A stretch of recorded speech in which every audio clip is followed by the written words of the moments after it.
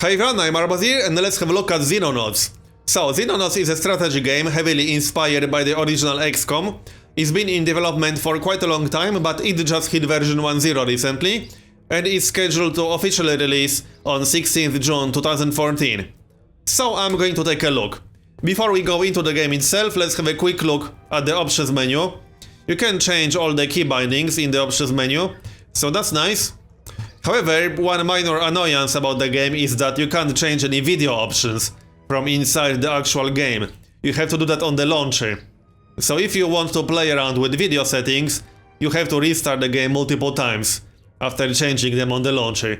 It can be a little bit annoying if you like to play around with that stuff, like I do. The only real thing that you can change in the options menu other than key bindings is keyboard and mouse sensitivity, volume, and two gameplay options. They will make more sense once we start playing. But fire with reserve time units is something that was used in the original XCOM, so if you played the original XCOM, this will definitely make sense. And this is just the second option is how stat gains are displayed once ground mission is over. So let's start the game then. There are 4 difficulty modes. You can play on easy, normal, veteran, and insane. I will be playing on normal. You can turn explanatory tooltips off. These are tutorial tooltips, you will still get regular tooltips. And you can also play with Iron Man, which means you won't be able to use save games. Just the one autosave that will be overwritten every time something major happens. I won't be playing with Iron Man here. So let's get started. As I already said, this game is heavily inspired by the original XCOM. In fact, if you are looking for a more modern version of the classic XCOM, this is exactly what this game is. It uses a lot of the same game mechanics, a lot of the same game systems, and is very similar in general. So when we first start the game, we have to pick a location for our primary base. You can pick the exact location, you don't just click on the continent. So I'm going to set up somewhere in Europe, so that we can actually cover entire Europe with our radar. You can see the radar range. Let's start somewhere close to Paris. So this is going to be our primary base. Europe. Alright, so this is our main base. When you first start your base, you get a few basic buildings. So we get 4 hangars. We have a laboratory, which is used for research, as expected. We have living quarters. And we are already using 30 out of 35 living space. So in fact, I might want to build another living quarters right away. So that's what I'll do. We also have a workshop, which is where you produce items. We have a storeroom, which is self-explanatory. We have a radar. And that's it. We do not have a medical center, so that's kind of useful. Might want to start that. We don't really need a garage right now, because we can't use it for anything. We don't need more hangars. I don't think we need another storeroom. That will be more useful later. I could build a missile battery if I want to, but we won't get attacked this early into the game. Your base can get attacked, as in original XCOM. So, let's go into research then. Research is fairly simple, as it should be. So, you will have a list of available projects on top. Right now, the only project that we can research is Alien Invasion, and we are already doing that. We will get more projects once we complete the first mission. I can hire some more scientists.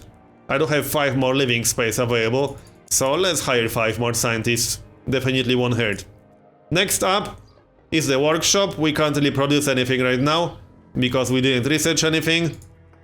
Next are the barracks. Now, this can be a little bit misleading when you first start playing, because the role that you can see right here is not a class. There are no classes in the game. Every soldier can use any weapon.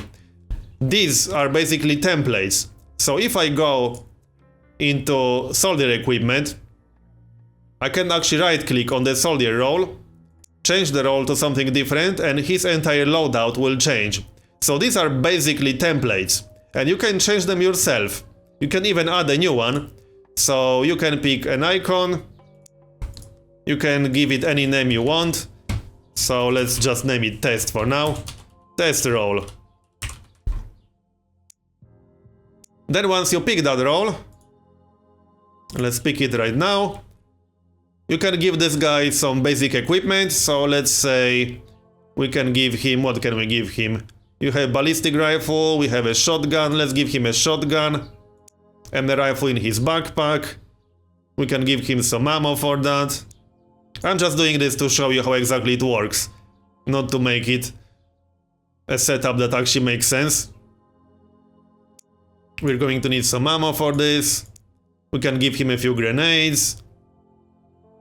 So, when we first start the game, we have access to a frag grenade, to a smoke grenade, and flashbang. The smoke grenade can actually be quite useful sometimes, because there are some maps that have very little cover. Anyway, once you're done with all this, let's say this is the actual loadout that we want.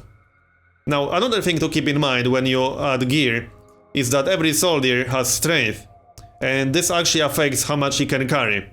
So right now we are carrying 22 kilograms. If I start carrying too much, our time units will start to decrease. So if I give him a rocket launcher, let's see, weapons, rocket launcher, our time units will decrease to 35. And this small red bar is the excess amount that's affecting our time units. So I actually have to remove it. Anyway, once you're happy with the loadout, you can click Set Equipment as Default, and this will be the default loadout for this role that you just created. So these roles are basically gear templates, they are not classes. Now I can change back to, let's say, Sniper, and my equipment will change to Sniper loadout. I can change him to heavy weapons. I can also modify the existing templates, so if I don't want him to have a pistol on his belt, I can remove that and replace it with, let's say, grenades. So I can give him a few grenades instead. Yep, his time units are already decreasing.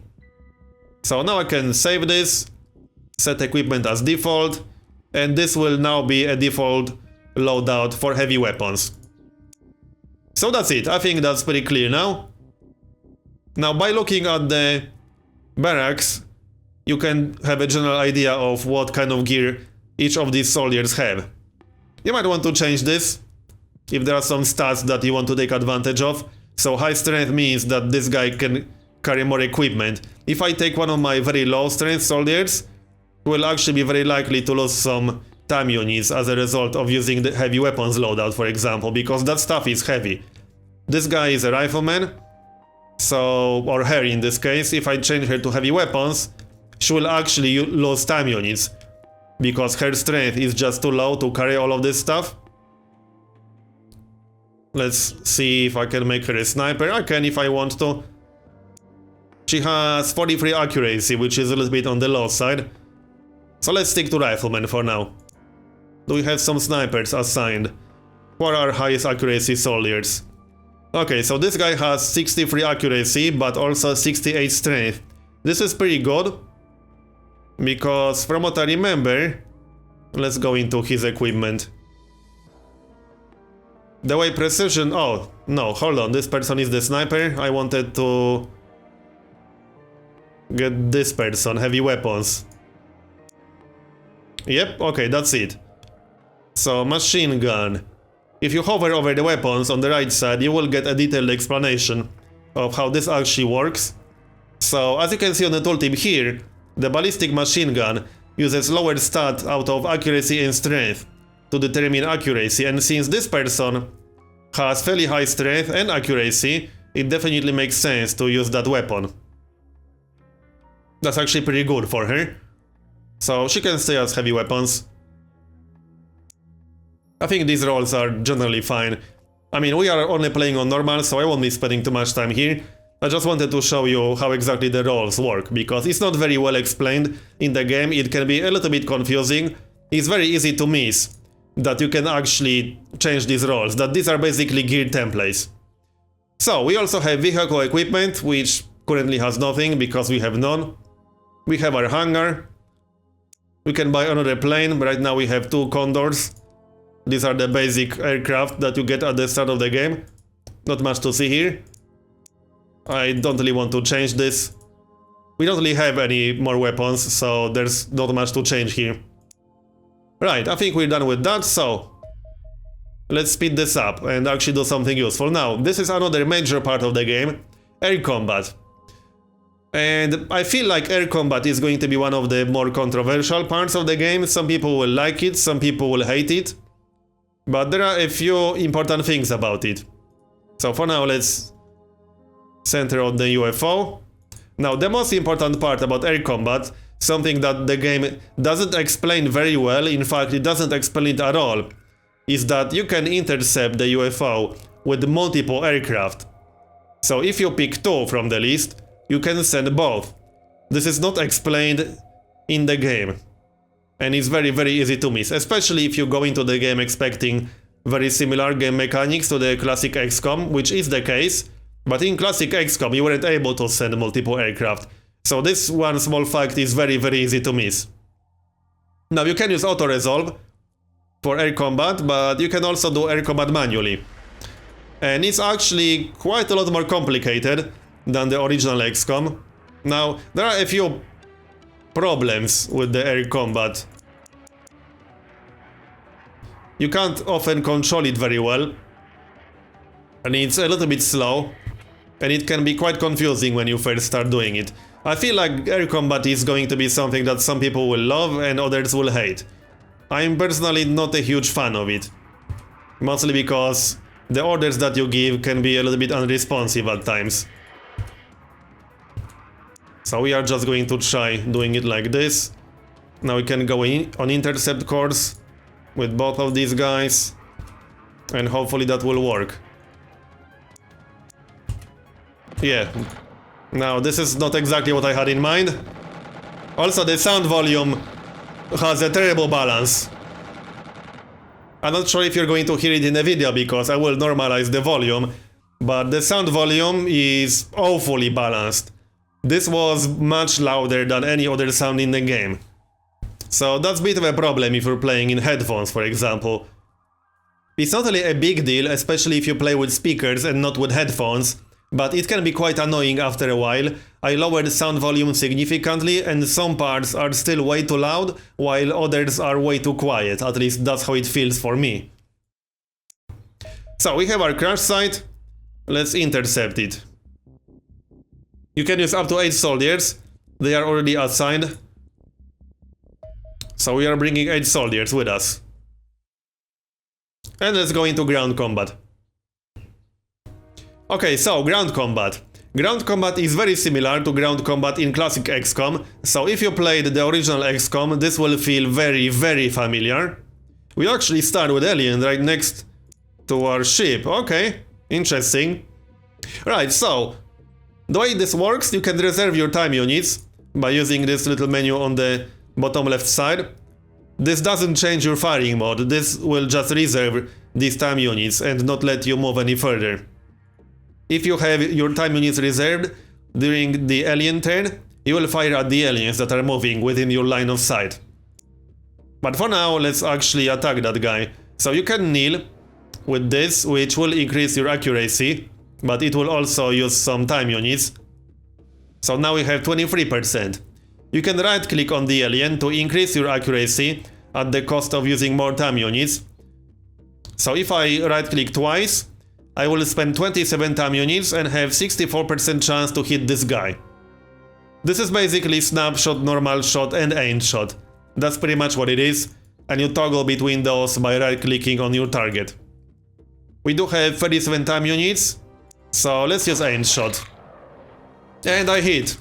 And now since he had some time units reserved, he fired back, but he missed terribly in this case. We actually have to leave the craft to fire with more soldiers, so let's do exactly that. Let's see, 9% is a little bit on the low side. Let's kneel and try snapshot. That's 20%. Nice. And he's dead. That's the first dead alien. Great success. Let's leave and explore a little bit more. Now, some maps can be very open and have very little cover. So smoke grenades can be quite useful on some of them. This map does have reasonable amounts of cover. You can... Oh, we have another alien. You can change the direction you're facing by right-clicking. And this is actually not so great, because I can't really fire at that guy. very well. I might have to... Let's see, we have 25 points. But we can't actually fire at that guy, because we have obstacle in the way. I could hide behind this, which is a reasonable enough idea. Do I have some grenades? Let's see. Nope, I have just assault rifle magazine. I'm just going to hide behind this. That seems like a reasonable enough idea. So you change the direction you face by right-clicking on the general area of the map.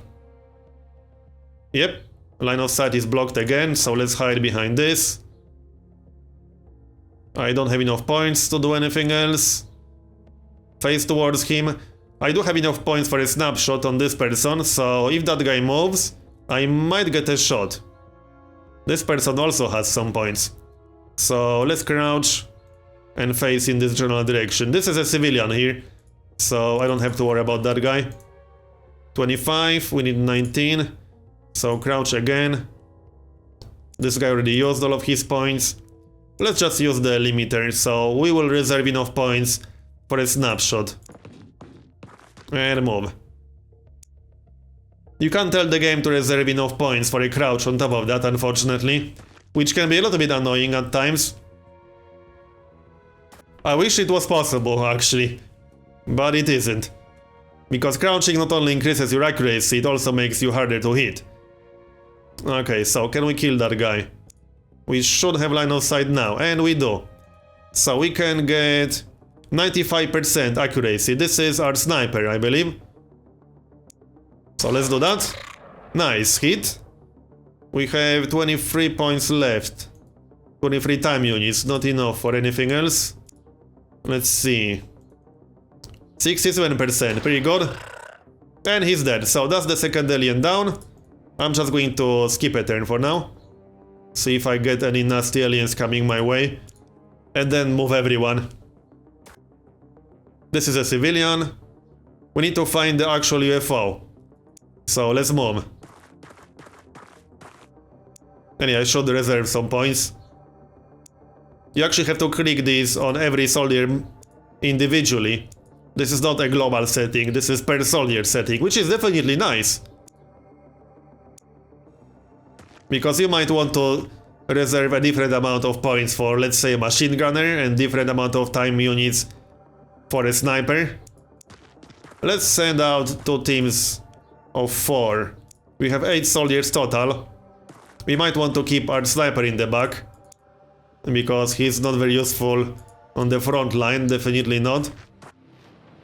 This guy has a shotgun. The yellow is the indication of the tiles you can't move to without reserving your points. So if you want to reserve your points, you can't go here, but if you turn this off, you can go there.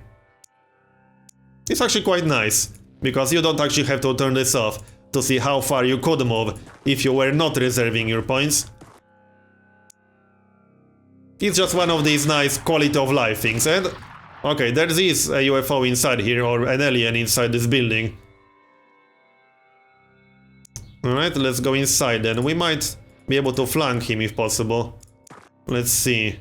Well, there he is. So... is this guy a sniper? Actually, yes, he is.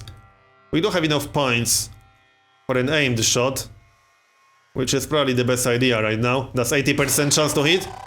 Nice. This guy probably shouldn't be going first. He's a sniper after all. The one thing that can be a little bit annoying is that you can't see a roll here, which would be nice, because it would give you a general idea of what this soldier's role is, without having to really look at anything else. We can obviously tell from the weapon, but if you have different loadouts and some specific roles defined manually yourself that use the same weapon, it would be nice to see the actual role of this soldier. But you can't, so that's just a minor annoyance, I suppose. So let's move and maybe actually find the UFO itself. It's probably going to be somewhere around here in the back. So yeah, let's try to be somewhat careful. I'll keep reserving the points. We can move into the open. I'm not really going to obsess about cover in this case. Should be fine. With reserved points, as long as we don't get flanked, we should be fine. But it is important to keep facing in all directions, because you can get flanked very easily if all your soldiers are facing in the same direction and the alien comes on you from the side or from the back. You definitely don't want that to happen, especially in higher difficulty levels. This guy has no points reserved, that's fine. Yeah, I expect the UFO to be somewhere around here. And it's almost definitely going to be there. Alright, let's use the cover this time. Like so. This guy goes here. Now, I do believe your soldiers will get stat increases based on their performance during the mission, but I haven't played the game enough to go in depth into that. You will get stat increases once the mission is over, which hopefully I will be able to show you if we complete this successfully. This is just the first mission, so it's not supposed to be very hard. So I do quite like ground combat. The only two things that I would maybe change personally is allowing you to reserve points for a crouch and displaying the role of the selected soldier more prominently, or displaying it at all, because right now it's just not shown at all. And if you make descriptive templates that you made yourself for very specific roles, it would be nice to see that role. Since, as I said, you might have several different roles that use the same exact primary weapon, so you can't just look at the weapon to figure out whether this guy has this or that role. It's obvious that if someone has a sniper rifle, he will be a sniper, but it's not obvious what his role is if he has, let's say, a shotgun. But it's a minor thing, not really a huge deal. You can just remember the name of your soldier and what you were using him for.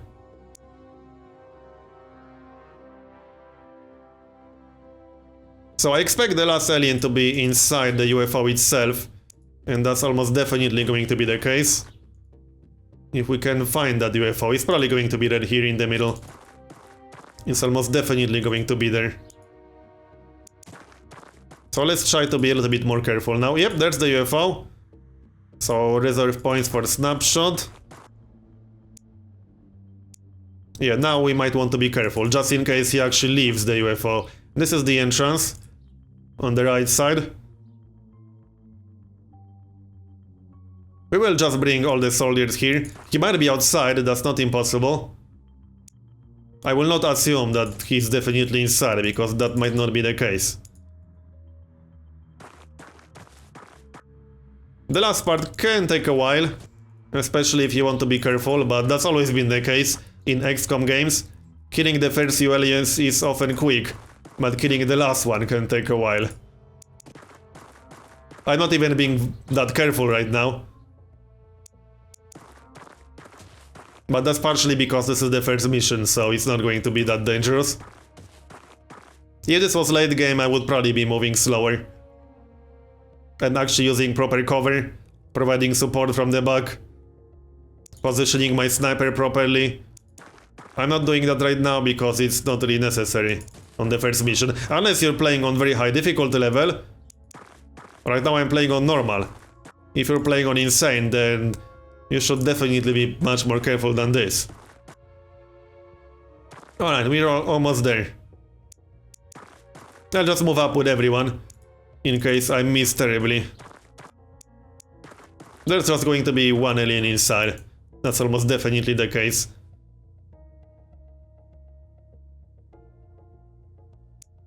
Alright, so let's move a bit closer and open it on the next turn. No point to take any risks. You go here. You could even throw a grenade.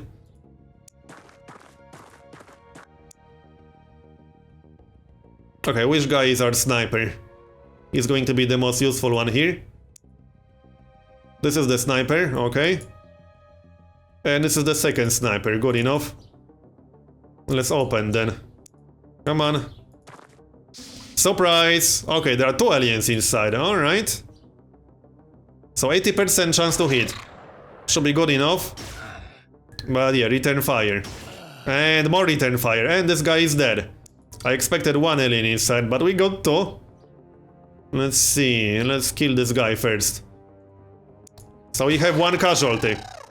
This game is not like the remade XCOM. This is more like the original XCOM, where you will generally lose some soldiers during the game, and you are expected to lose soldiers during the game. Anyway, that guy is dead. So, mission successful. And now we can see the stat increases. So, for example, this person on top got +1 accuracy and +1 time unit. And we gained +1 on quite a few soldiers. I'm pretty sure these are the soldiers that actually got kills. I can't actually see who exactly got the kills, I don't think so. It's not displayed. You don't get the kill count, at least not on this screen. Alright. So we got a light scout, data core, alien alloys.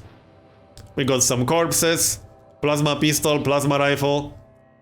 We killed 5 aliens, we lost 1 out of 5 soldiers. And now we can research all of these things, but I'll let the alien invasion finish first. So let's do exactly that. We might want to hire additional soldier now that we lost one, and I can show you how exactly that works. You can pick a specific soldier with specific stats, so it doesn't work like it did in the original XCOM, where you told the game that you want to hire one soldier, and then you got someone with totally random stats, and you had no control over that. You can actually hire any soldier from this list that you like. So if you want someone with high accuracy, we can pick this person, who has very high accuracy and very high strength. He would be pretty good for heavy weapons. So hire selected. And we got him. We will have to wait a little bit before he arrives at the barracks, I believe, but we can check our soldiers out, see if there are any changes we want to make. We did lose one soldier during that mission after all.